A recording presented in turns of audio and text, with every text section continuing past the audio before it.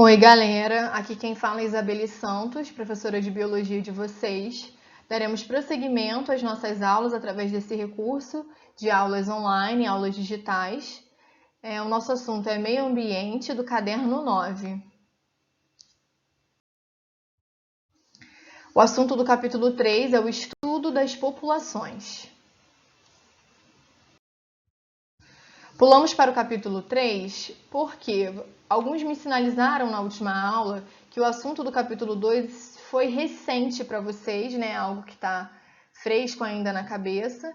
E aí eu vou pedir que vocês leiam esse capítulo, né, para relembrarem os assuntos e façam um resumo. Mais informações eu vou passar para vocês em breve, mas fiquem cientes de que eu vou pedir isso, ok? Antes de tudo, algumas recomendações básicas para que vocês otimizem os estudos de vocês, como manter o foco, evitem se distrair com as redes sociais, determinem um horário fixo para estudar, conservem o material e o local de estudos sempre organizados, procurem manter contato com os seus colegas e professores para trocar ideias, isso amplia a aprendizagem, é muito importante. Antes de iniciarmos a aula de fato, eu deixei aqui o gabarito das questões da última aula, do capítulo 1. Aqui estão todas as respostas corretas. Se vocês tiverem qualquer dúvida, tanto sobre essas questões como sobre o assunto, enfim, qualquer outra dúvida, vocês podem entrar em contato comigo através do e-mail isabellerosado94@gmail.com. Escrevam no campo assunto dúvida aluno Kael. No corpo do e-mail, descrevam, expliquem a dúvida de vocês, coloquem também o nome completo e a turma, tá bom?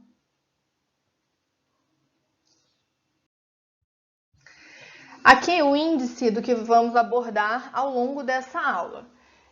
População humana, dinâmica populacional, indicadores de saúde, a qualidade de vida em números. Então vamos recapitular o conceito básico de população, que é um conjunto de indivíduos de uma mesma espécie que vive no mesmo local, num determinado intervalo de tempo. É importante que isso esteja claro. Dinâmica populacional, dispersão populacional pode ser caracterizada como a movimentação dos indivíduos dentro da população, desde o seu nascimento até a sua morte. Então, a movimentação, tudo que acontece nesse espaço de tempo é chamado de dispersão populacional, dinâmica populacional, que é composta por diversos fatores e diversos indicadores. Então, segundo um princípio de exclusão competitiva ou princípio de Gauss, duas espécies não podem coexistir indefinidamente com o mesmo recurso limitante. Então, aqui no mesmo ambiente, ao mesmo tempo, duas espécies não podem coexistir, é o que diz esse princípio. E o que é coexistir? O que é coexistência? É uma existência simultânea, ao mesmo tempo.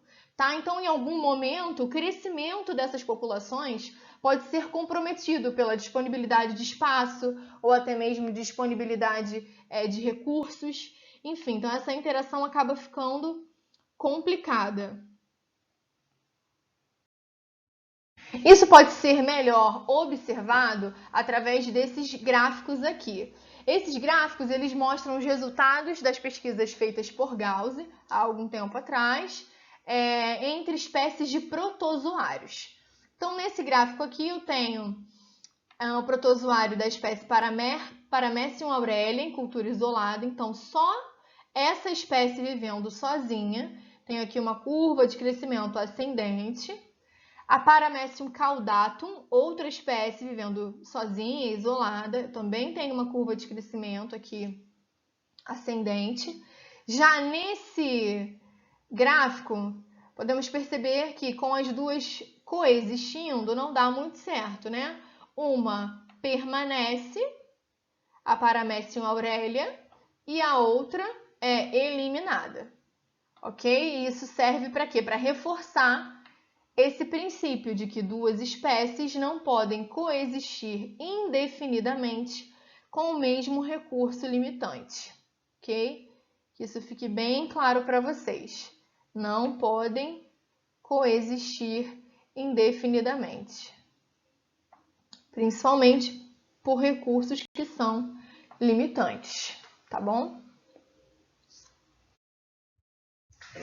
Falando agora em mais detalhes sobre a dinâmica populacional, essa movimentação, os fatores que a compõem, nós temos aqui um exemplo de uma população de ratos e esses fatores relacionados: natalidade, mortalidade, imigração e emigração. Então, a natalidade nada mais é do que o nascimento de novos indivíduos que serão incorporados a essa população aqui total, certo? A mortalidade é a morte desses indivíduos, seja por qual causa for. A imigração é a chegada de novos indivíduos a essa população, é um acréscimo. E a emigração é a saída de indivíduos dessa população. Então, são perdas, saídas de indivíduos, perdas de indivíduos. A taxa de crescimento de uma população ela pode ser calculada. Então, TC aqui é taxa de crescimento. Então, a taxa de crescimento de uma população ela pode ser calculada quando se sabe justamente sobre cada um desses pontos aqui que eu acabei de explicar para vocês. Então, quando eu sei sobre a taxa de natalidade, TN, quando eu tenho informação sobre taxa de imigração, não ficou um círculo, mas tudo bem, sobre a taxa de mortalidade e a taxa de emigração. Então, essa é a fórmula para calcular taxa de crescimento, onde TC é taxa de crescimento, TN, taxa de natalidade, TI, taxa de imigração, TM, taxa de mortalidade e TE, taxa de emigração. Isso precisa ficar bem claro para vocês. Falando ainda sobre fatores diretamente relacionados à dinâmica populacional, vamos ver agora sobre potencial biótico. O potencial biótico é a capacidade de reprodução de uma espécie em um ambiente sobre condições ambientais ótimas para o seu desenvolvimento. Então, quando a gente pensa em condições ambientais ótimas, nós vamos fazer alusão aqui a um laboratório, por exemplo, ou um local que tenha condições favoráveis ao crescimento de alguma espécie. Ok.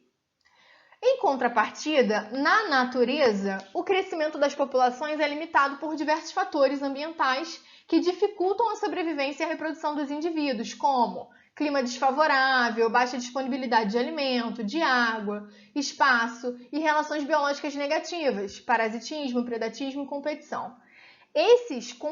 O conjunto desses fatores é chamado de resistência ambiental. Então, eu tenho aqui o potencial biótico, que é a capacidade de reprodução de uma espécie em condições ótimas. Já na natureza, quando essa população ela cresce sendo limitada por alguns fatores que são aqui, como eu já falei, clima desfavorável, baixa disponibilidade de alimento, de água, de espaço e relações biológicas negativas, diz-se que há uma resistência ambiental. Então, sabendo desses conceitos, o que nós vamos ver agora, que as populações que crescem livres da resistência ambiental são populações não controladas. Então, quando eu tenho a população vivendo ali tranquilamente, sem nenhum tipo de resistência, eu digo que ela é uma população não controlada. E aquelas cujo crescimento é influenciado pela resistência ambiental, eu digo que são populações controladas. Ok?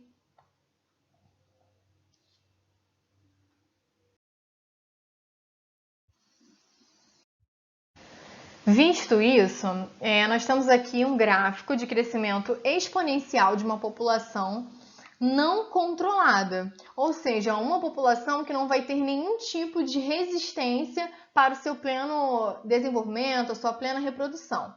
Então, eu tenho aqui uma população de bactérias, né? Então, eu tenho o número de bactérias em função do tempo. Por que um exemplo de bactérias? Porque as bactérias elas podem ser facilmente cultivadas em laboratório, por exemplo, onde elas vão ser cultivadas em placas de Petri, com meio de cultura rico, com os nutrientes necessários, a temperatura necessária, o ambiente ali com a condição bem boa mesmo para a reprodução delas. Então eu vou ter uma reprodução e um crescimento exponencial dessa população de bactérias. Então aqui nós podemos ver uma curva em formato de J, né, uma curva ascendente.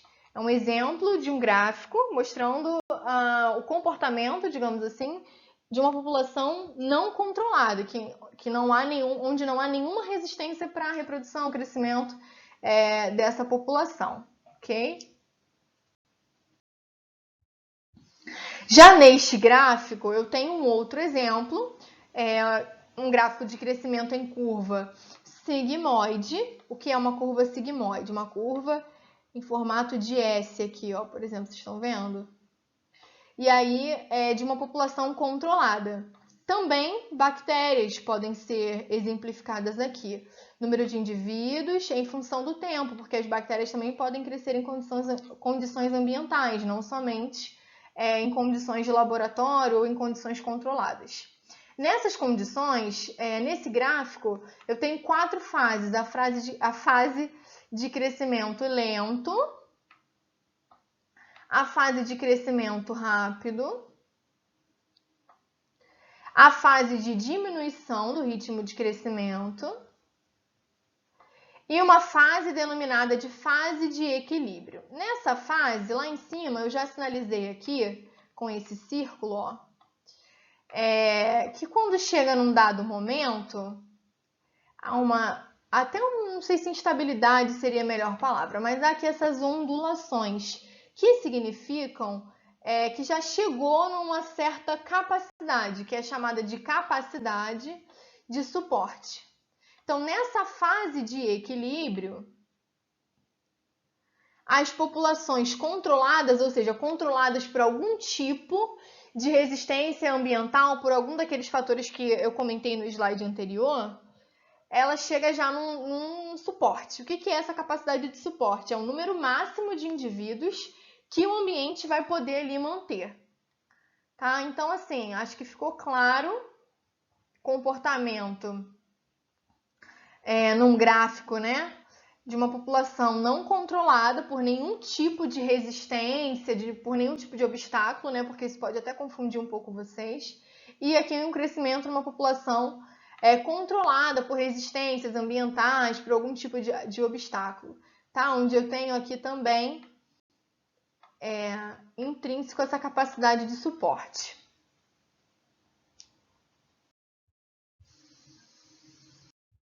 Já nesse slide, nós vemos aqui a interação entre populações de predadores e presas. O maior número de presas, que são lebres, em relação aos seus predadores, que nesse caso são linces, reflete a diferença entre os potenciais bióticos dessas populações, né? Os potenciais bióticos dessas populações, eles são diferentes. O que é esse potencial biótico que nós vimos já anteriormente? É a capacidade de reprodução. As lebres, elas se reproduzem muito rapidamente, facilmente. Então, aqui a gente vê essa diferença. Resultado de um estudo realizado, né, essas diferenças que são observadas. Nesse gráfico, é um resultado de um estudo realizado nos Estados Unidos ao longo de quase 100 anos. Nós podemos perceber aqui através desse eixo que mostra os anos, né? Então, foi um estudo bem longo, extenso. Então, o gráfico mostra justamente essas variações periódicas e sincronizadas dessas duas populações, revelando a existência de controle mútuo. Então, quando eu falo de variações periódicas e sincronizadas, estou falando justamente dessas variaçõezinhas aqui, ó. Tá?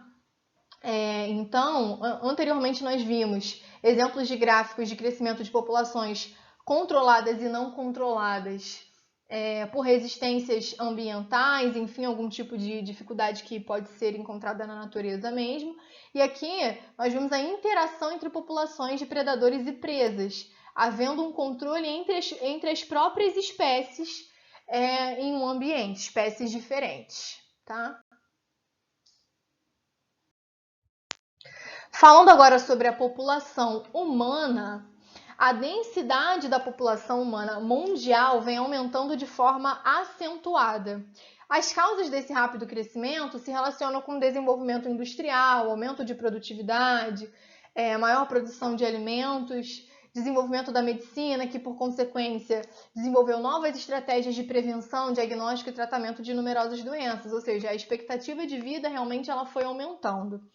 Nesse gráfico aqui nós podemos ver, pode ter ficado não tão nítido, mas nesse gráfico nós podemos ver curvas de crescimento de população humana em países desenvolvidos e em desenvolvimento, e uma expectativa sobre o comportamento delas até 2050, que já é uma superestimativa, né? Uma previsão. Atualmente nós já somos mais de 7,6 bilhões no planeta Terra. Então aqui essa curva mostra em bilhões de pessoas também em função do tempo, uma comparação entre países desenvolvidos e em desenvolvimento, esse crescimento, e aí uma estimativa até 2050, né, de que seremos mais do que já somos. Então há um crescimento desenfreado, né, exagerado da população. Então as consequências do crescimento exagerado da espécie humana no planeta são as significativas alterações ambientais.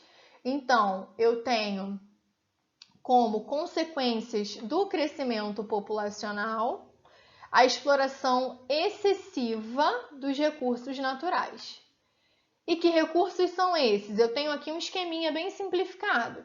Eu tenho os recursos renováveis, energia solar, ventos, marés, os não renováveis, combustíveis fósseis, minerais, metálicos, não metálicos, e os potencialmente renováveis, ar, água, solo, plantas, animais, enfim.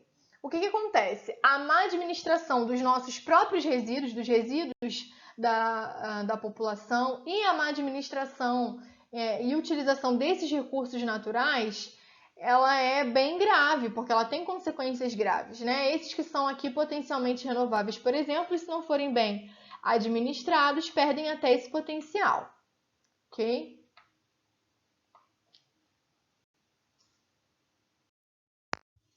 Aqui, outra coisa bem importante da gente falar e observar, falando sobre população humana principalmente, são as pirâmides de distribuição etária, onde a distribuição dos indivíduos ela é realizada aqui de acordo com as faixas etárias, as idades.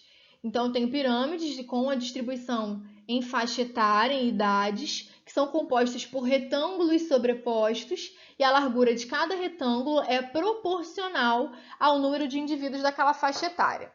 Então, aqui eu tenho, em comparação, uma pirâmide de um país desenvolvido e de um país em desenvolvimento, onde eu tenho aqui a idade, faixa etária, e a largura de cada retângulo é proporcional ao número de indivíduos.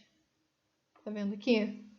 Logo de cara, a gente já vê uma diferença absurda entre essas duas pirâmides, né? Entre o padrão dessas duas pirâmides. Ó, é bem claro mesmo. Tá? Nos países desenvolvidos e industrializados, que é aqui o caso dessa pirâmide, tá? Há muitos indivíduos na faixa etária em que são férteis e economicamente ativos, estão no mercado de trabalho e tudo mais. A taxa de sobrevivência na infância é alta, o número de idosos também é grande, mas os casais eles geram poucos filhos, a população está praticamente estabilizada. Esses dados indicam que as pessoas dispõem de boas condições de educação, alimentação, saneamento e assistência médica. Já aqui nos países em desenvolvimento, nessa pirâmide aqui, ela tem uma base larga e o ápice estreito. Isso é nítido. Base larga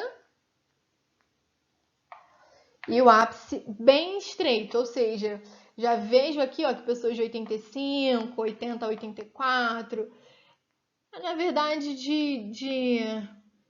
a partir dos 60 anos para cima, né, já não tem muita expectativa aí de viver mais e viver bem. Então, em relação ao número de recém-nascidos e de jovens nessa pirâmide, o número de indivíduos férteis e economicamente ativos é menor, indicando que os casais geram muitos descendentes e a população está em crescimento.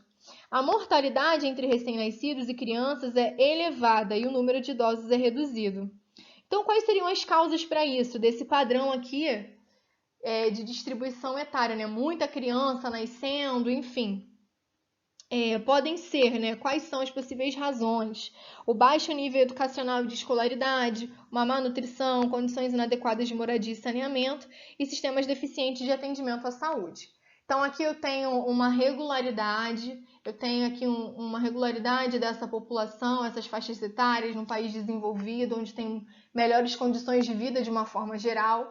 E aqui eu tenho uma base bem larga, o que significa que as pessoas estão reproduzindo, mas não estão tendo consciência de natalidade de nada, mas ao mesmo tempo, quando chega nessa fase aqui, elas não se mantêm, né? Não há uma expectativa de vida alta, uma qualidade de vida de uma forma geral. Então, as pirâmides de distribuição etária, elas não nos mostram apenas esses retângulos coloridos bonitos, elas mostram esse padrão e esses fatores que eu acabei de comentar aqui com vocês, tá? Falando sobre a dinâmica da população brasileira, né, sobre a população do Brasil novamente, de 1940 a 2010, o Brasil transformou-se em um país urbano e industrial. A mudança do foco econômico da produção e concentração da população nas cidades alteraram os padrões reprodutivos. Eu já vou comentar sobre isso. Aqui no gráfico nós podemos ver o que? A população urbana, essa setinha aqui verde, e a população rural,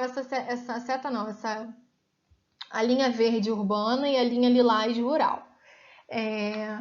Nós vemos aqui, observamos aqui uma curva decrescente da população rural e crescente, ascendente da população urbana. Isso denota que as pessoas estão em busca, né, dos centros urbanos, de uma melhor qualidade de vida, de estudar. As mulheres elas entram no mercado de trabalho, então adiam também a questão da maternidade. E aí eu volto aqui, ó, isso altera os padrões reprodutivos. Não só isso, mas também o pensamento, as filosofias das famílias, dos casais atuais. Então, há uma alteração nos padrões de vida de uma forma geral que afetam os padrões reprodutivos. Por isso, nós observamos esse comportamento aqui na dinâmica da população brasileira.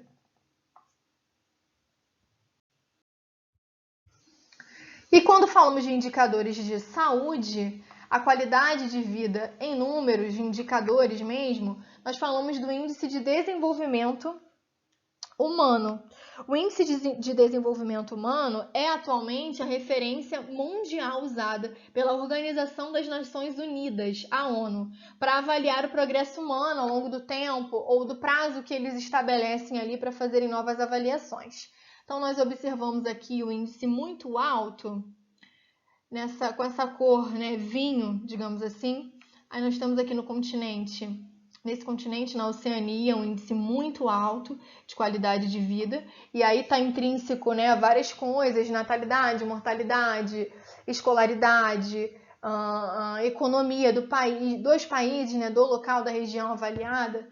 Enfim, aqui uma baixa qualidade de vida, nós podemos observar nessa região do continente africano, nessa cor rosa mais clara.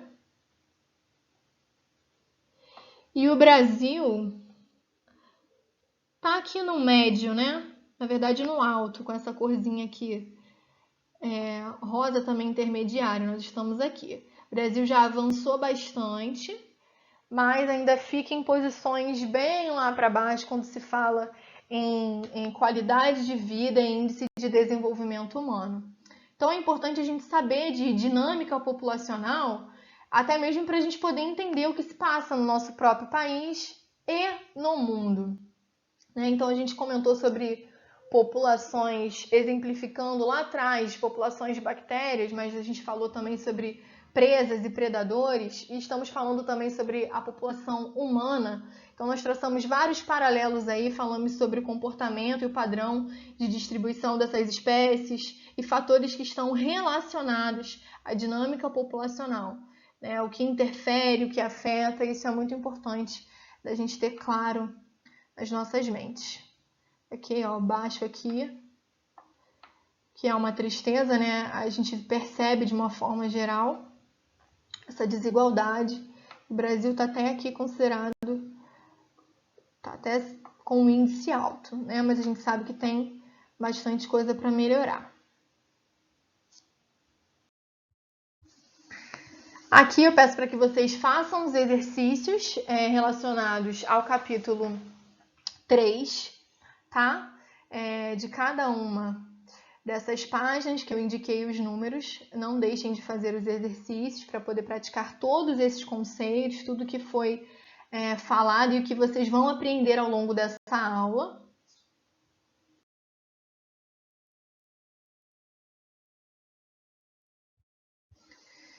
E é isso, keep calm and foca nos estudos. Uma brincadeira aqui com vocês, mas realmente foquem nos estudos, não se dispersem. Mais uma vez reforçando, façam os exercícios e até a próxima aula. Muito obrigada pela atenção de todos até aqui.